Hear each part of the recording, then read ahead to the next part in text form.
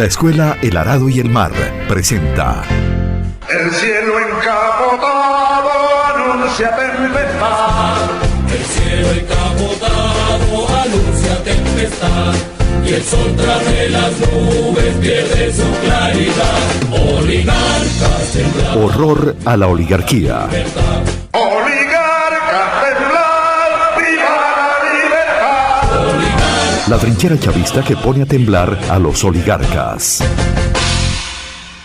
Cuando un pueblo ayuda a otro, no pierde, sino gana. Un médico, como los que hemos tenido, ejerciendo la medicina o en Argelia, o en Yemen, o en Somalia, o en Angola, con ello no pierde el país, gana. Gana un profesional que se hace más consciente, que se hace más revolucionario.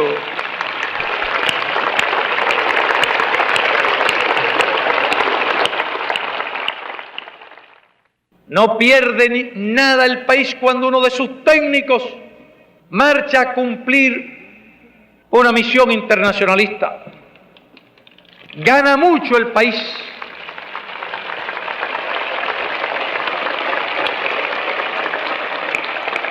Gana nuestra conciencia, gana nuestro desarrollo político. Y es motivo de orgullo para cualquier partido revolucionario esa actitud de nuestro pueblo, dispuesto a combatir, dispuesto a ayudar en un terreno o en otro. Muy buenas. Horror a la oligarquía está en el aire. Está en el arado y el mar.blogspot.com. Más que una página, un blog con nuestros programas y con vínculos a otros blogs de supremo interés. Y el libro El Chavismo según Chávez, que se baja de un solo clic. Tenemos el teléfono 0412-977-6761 para recibir sus mensajes y la cuenta elaradoyelmar@gmail para textos más largos.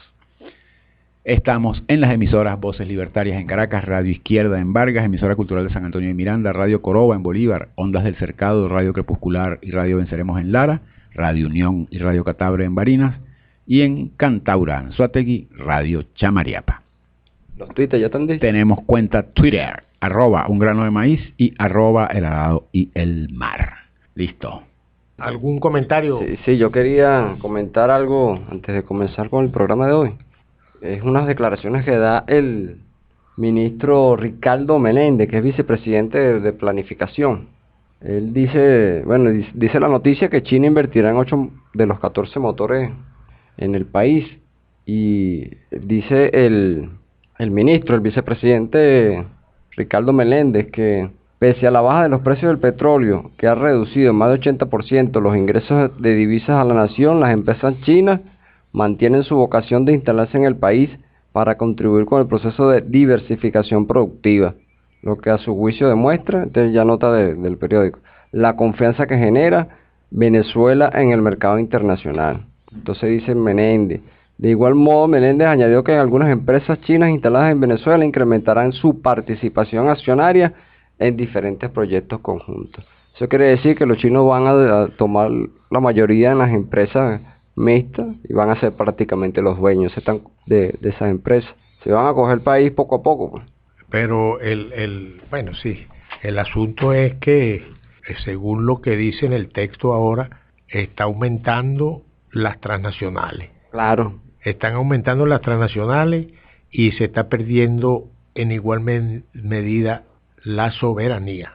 Sí, y hay ese consejo por ahí que algunos dicen que China nos ayuda sin ningún tipo de interés. Claro que tienen sus intereses, todos los capitalistas tienen algún interés de por medio en los negocios. Claro, están comprando el país. Ahora, el problema de los chinos es que los chinos no tienen dónde colocar el dinero que han acumulado allá. Esas son las trancas propias del capitalismo. Ellos llegan, producen, consiguen gran número de dólares, volumen de dólares, y después no encuentran qué hacer, dónde invertir. Entonces Venezuela están comprando a Venezuela, pues. los chinos. Y después le pasan factura. Sí. No, que esos son préstamos blandos y tal, ya están reclamando el pago. Pero bueno, sigamos con la historia. Fíjate, muchas de las empresas transnacionales migraron a China, hicieron alianza con el gobierno chino. ¿Y quién nos dice a nosotros que dentro de esas empresas que supuestamente vienen a ayudarnos aquí a nosotros para explotar nuestras materias primas, esas transnacionales no tienen su mano metida allí?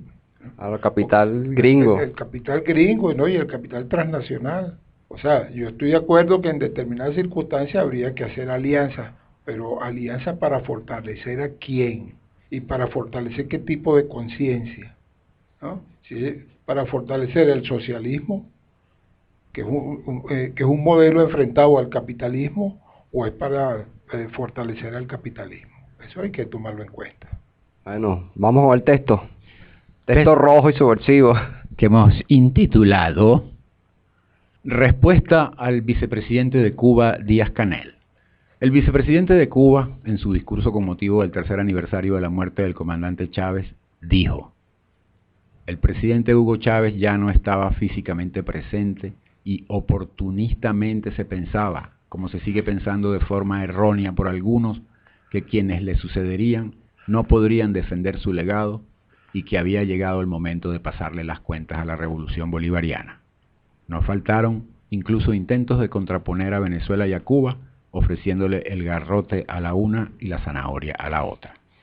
Pero fíjate tú, es sorprendente esto de este alto funcionario.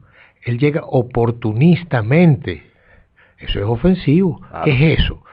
Después llega y dice que pasarle cuentas a la revolución, porque hay un grupo de personas, de grupos, lo que sea, que dice que el legado no se está cumpliendo. Esa es una discusión planteada. Es una crítica. No puede despachar la crítica así. ¿Me entiendes? Eso es irresponsable del vicepresidente de Cuba. Y es una crítica sobre un hecho concreto que es la adulteración del plan de la patria. Por decir una Falsificación. cosa. Siga pues. Bienvenidas estas palabras de un altísimo funcionario del gobierno de Cuba. Las aplaudimos, aunque no las compartimos. Las aplaudimos porque significa un gran avance para la relación entre la Revolución Cubana y Venezuela. El internacionalismo no podía quedarse en la valiosa ayuda de los médicos cubanos, la solidaridad de los monitores deportivos, la colaboración inestimable a las misiones educativas.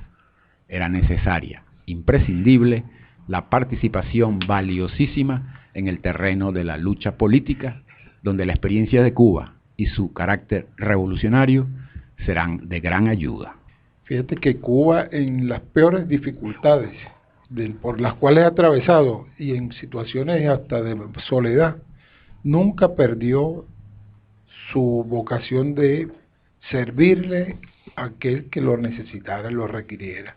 En pleno bloqueo, en pleno periodo especial, Cuba estuvo siempre al lado de los combatiendo por allá en el Congo, en Bolivia, donde muere el Che, y allí estuvo Cuba, con los deportistas, con la salud y todo lo que tú acabas de leer allí. Bueno.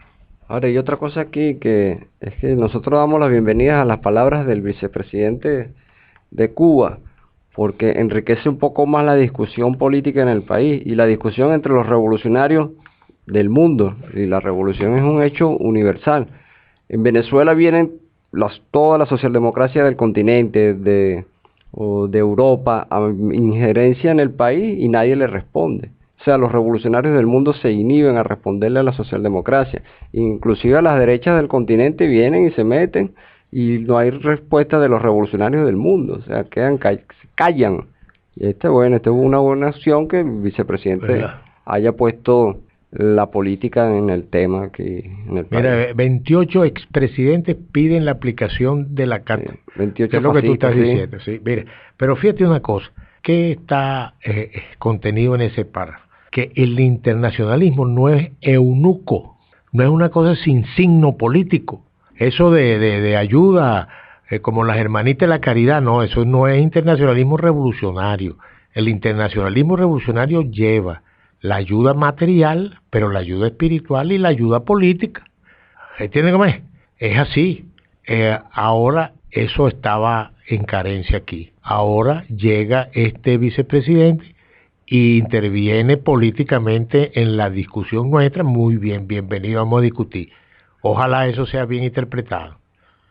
Porque fíjate una cosa, no puede haber revolución, eso es mucho de la permanencia de la revolución cubana, el internacionalismo. Los hombres van para Angola y van por allá y tal. El Congo, Bolivia, y eso mantiene vivo la moral y la pasión de la revolución cubana. Ahora, una revolución que no sea internacionalista de verdad, no es nada más dar, es llevar el mensaje. Fíjate que primero justicia y la derecha lo primero que hace es estar en contra de la solidaridad venezolana, porque eso es una parte importante del alma de la revolución. Y el objetivo fundamental de ese internacionalismo está en la construcción de la sociedad que se prefigura, en este caso el socialismo. Las palabras de Díaz-Canel abren la oportunidad para una sin duda fructífera discusión que beneficiará a todos, por su ejemplo, su altura, así como por el alto nivel teórico que Cuba le puede aportar a la discusión. De eso estamos seguros. Nosotros queremos entrar en este debate y lo hacemos como un homenaje a los combatientes cubanos que supieron elevar el internacionalismo a niveles de humanismo. Ellos llevaron a la práctica las palabras de Martí, patria es humanidad, y las complementaron con patria es revolución. Queremos simbolizar en el Che Guevara, en Antonio Briones Montoto, a los miles de cubanos internacionalistas que dieron su esfuerzo por la causa de la humanidad en todo el planeta y en Venezuela. Hay un aspecto ahí que es la educación que recibió el pueblo cubano, que ese internacionalismo, que esas filas de miles de voluntarios para ir a llevar solidaridad o a pelear en otros países es producto de la buena educación. El vicepresidente de Cuba pone en la discusión un tema central, el legado del comandante Chávez, vale decir, la continuidad de la revolución, y afirma que decir que el gobierno del presidente Maduro no sigue el legado de Chávez es errado. Sus razones tendrá y vendrán oportunidades para que se explique esa afirmación. Nosotros discrepamos y sobre eso argumentaremos. El primer punto a discutir es: ¿el comandante Chávez creía en el socialismo, en su construcción ahora? Busquemos la respuesta en el discurso de presentación del Plan de la Patria en el CNE con motivo de su postulación a las elecciones presidenciales. En este discurso, más que un discurso, una conferencia, o si se quiere un testamento político, el comandante desarrolla la esencia de su pensamiento. Un compendio de este discurso se consigue en el libro El chavismo según Chávez, que se puede encontrar, como hemos dicho, en elaradoyelmar.blogspot.com. Leemos entonces algunos párrafos que nos ayudarán a comprender el pensamiento del comandante y a responder la pregunta. Decía Chávez en la presentación del Plan de la Patria ante el CNE: hoy Venezuela es, políticamente hablando, un país independiente. Hemos roto las cadenas de la dependencia política y esa independencia tiene además un doble como espacio, un doble ámbito más bien, porque Venezuela hasta hace una década era doblemente dominada, doblemente maniatada. Primero, fíjate, hay uno para ahorrar tiempo y en el libro, y espacio.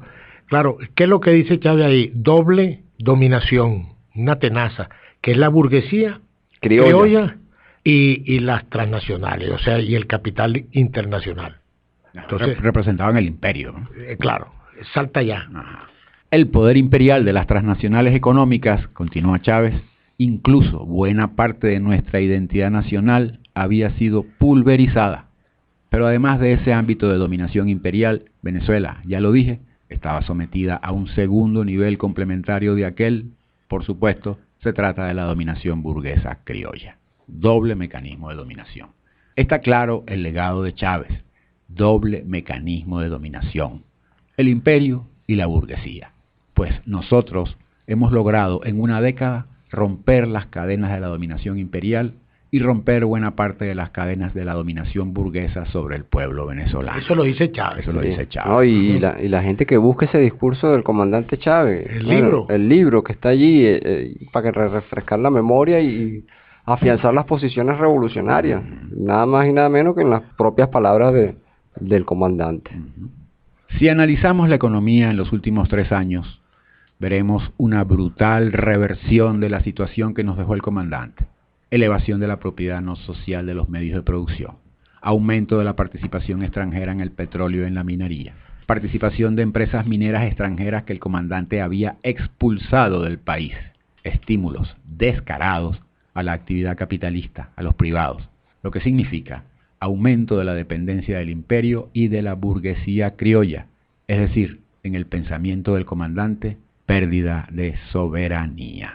Claro, el mecanismo aumentó, se fortaleció, mejor dicho. Es así, la burguesía se elevó y las transnacionales. Y además de eso, se multiplicó a la enésima la conciencia egoísta en un pueblo que después del acaso lo que busca es de resolver sus problemas en una forma individual. O sea, la conciencia del socialismo se perdió y fue capturada por el capitalismo. Sí, y sobre todo aquellos que empezaron a los inicios del gobierno del presidente Maduro, que comenzaron a decir que no había condiciones, que el momento histórico todavía no había madurado para la revolución socialista, y empezaron con la tesis de subir la fuerza productiva, pero el resultado es que la burguesía no subió las fuerzas productivas y lo que aumentó fueron las fuerzas espirituales egoístas, que fue lo que generó esa alianza del gobierno del presidente Nicolás Maduro con la burguesía. Trajo consigo todos estos problemas que vemos hoy, y eso da origen a la derrota descomunal del 6 de diciembre. Claro, porque se crea una pugna interburguesa, la que están haciendo a expensas de las riquezas públicas y la burguesía que se busca desplazar, que ya estaba asentada en la sociedad caraqueña, en la sociedad venezolana, y que se siente desplazada. Bueno, hay una pugna y tiene sus actores en la mesa de la unidad democrática, que es la fuerza política, de la derecha recalcitrante y visible. No faltarán excusas para esta situación.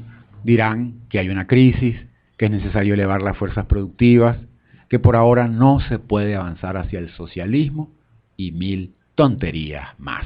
La respuesta nos la da Chávez en el mismo discurso cuando dice: en el mundo hay solo 2 grandes sistemas, 2 proyectos, uno el capitalismo y el otro es el socialismo.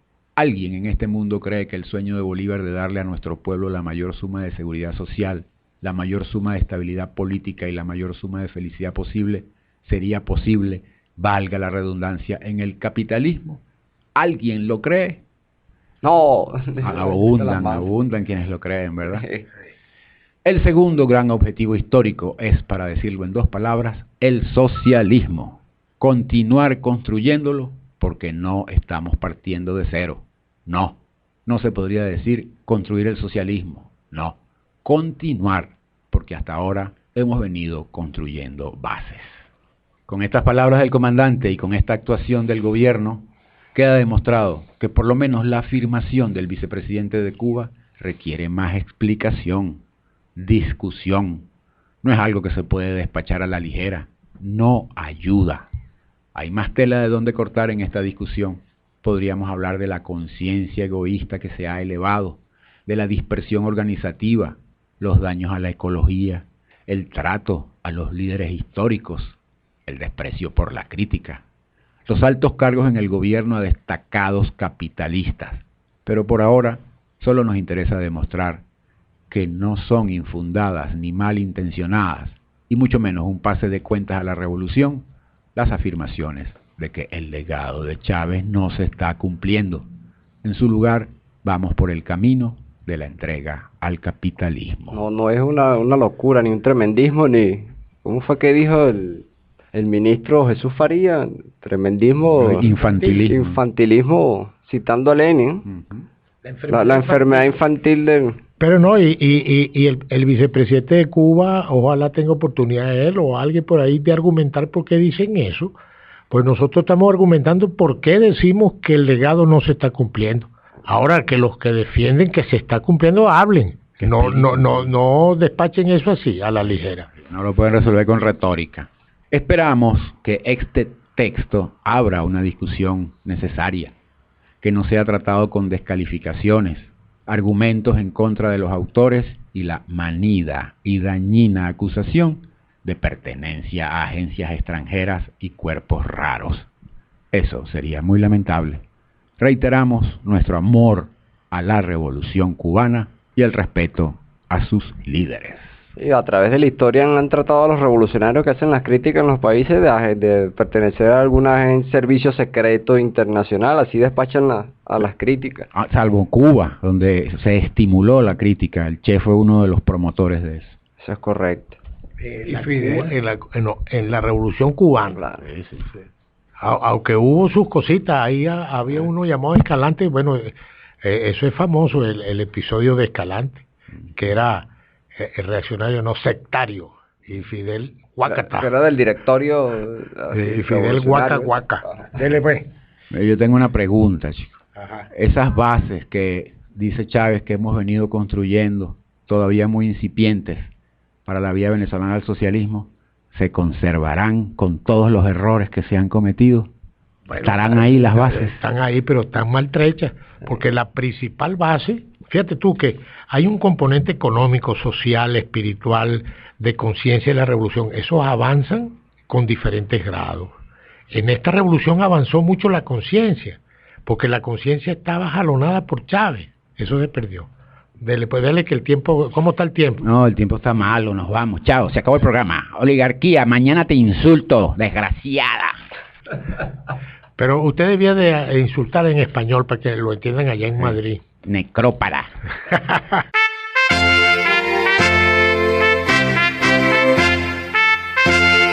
La escuela El Arado y el Mar presentó El cielo encapotado anuncia tempestad. Horror a la oligarquía. Encapotado anuncia tempestad. La trinchera chavista que pone a temblar a los oligarcas.